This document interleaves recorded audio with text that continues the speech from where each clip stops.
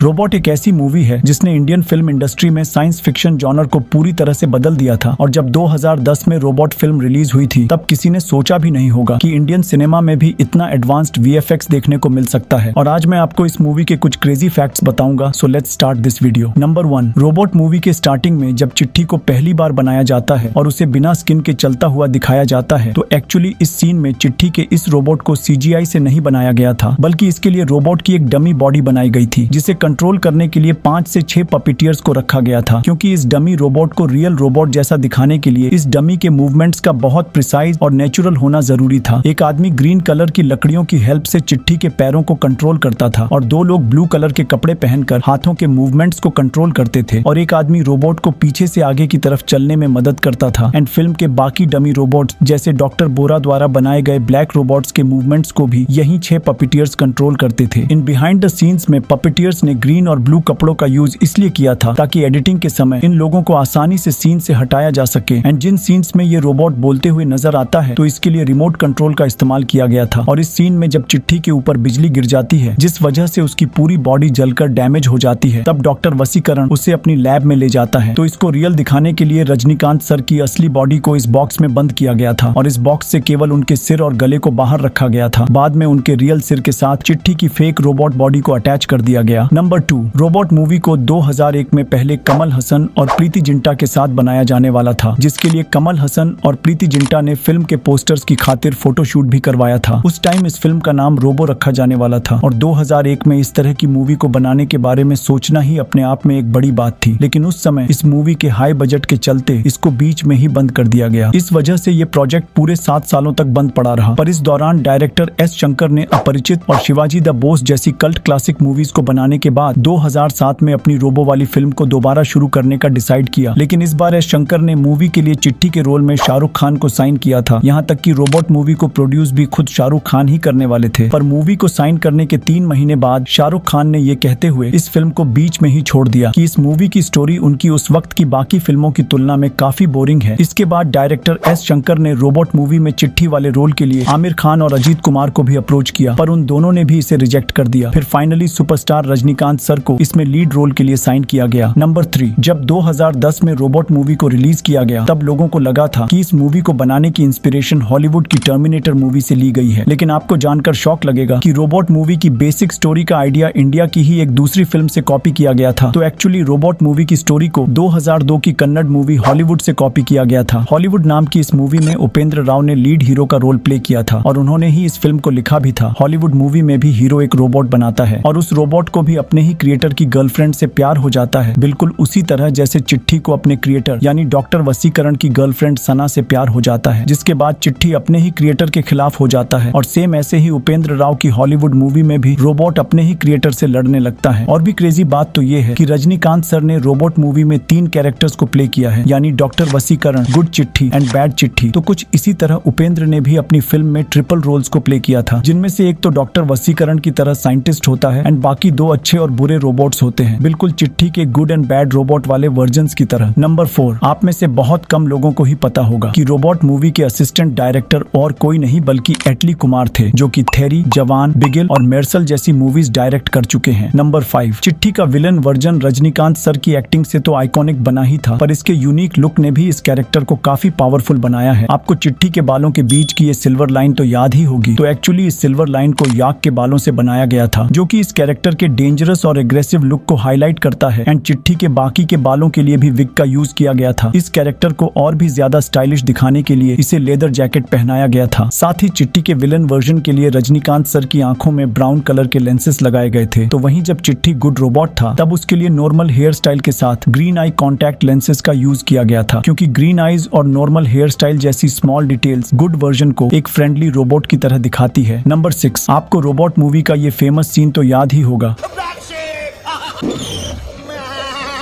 Black sheep वाला ये scene इतना ज्यादा पॉपुलर हो गया था कि बाद में कई मूवीज में इसका पैरोडी वर्जन बनाया गया। इनमें तमिल मूवीज जैसे मनकथा, सिंगम और दोकुडू जैसी फिल्में शामिल है।